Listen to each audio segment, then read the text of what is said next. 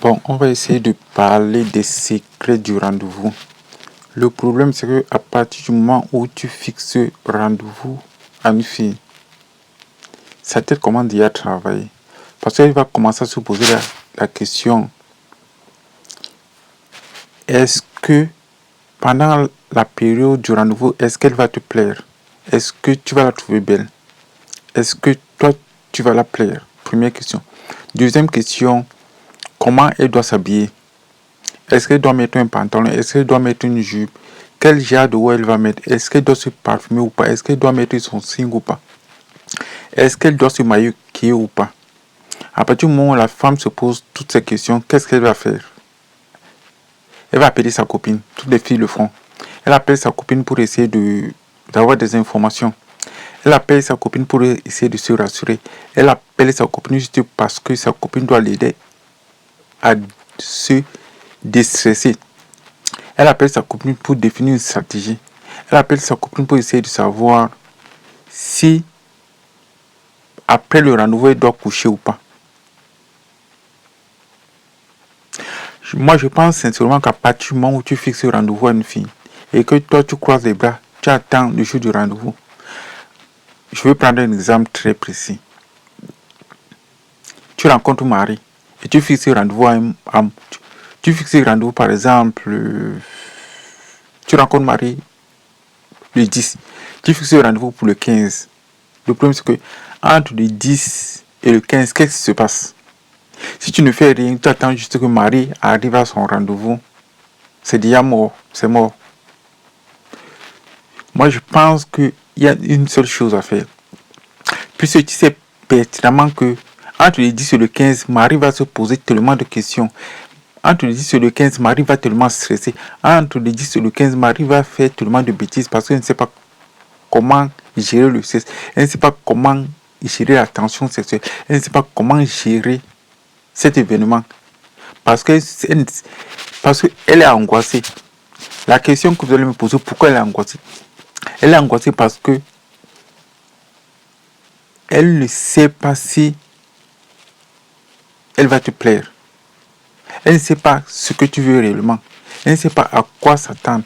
C'est pour cette raison que moi, quand je fixais rendez-vous à une fille, je prenais en main le rendez-vous. Par exemple, je sais à peu près la manière dont toutes les filles s'habillent. Donc, je sais à peu près je sais à peu près ce qui se trouve dans la penderie d'une fille. Je sais à peu près ce qu'elle a comme accessoire. Je sais à peu près le type de parfum que toutes les filles mettent. Donc, forcément, par anticipation, moi, je me rends compte, par exemple, un jour, je vais fixer rendez-vous à une fille. Je lui ai demandé de mettre son legging. J'aime te voir en legging. Quand tu es en legging, tu es plus féminine, tu es plus sensuelle, tu es plus sexy. Il y avait deux options. Soit elle m'envoyait bouler, soit elle ne répondait pas, soit elle exécutait. Donc le fait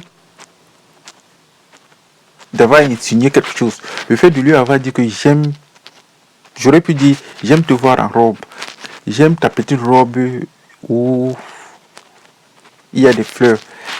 Elle te rend plus féminine, te rend plus sensuelle, te rend plus sexy. Quand tu dis ce genre de choses, tu la mets déjà dans un état de calme. Tu la mets dans un état de zénitude. Tu la mets dans un état où elle n'a plus de stress. Tu sais, tu lui indiques déjà le style de vêtements qu'elle doit porter.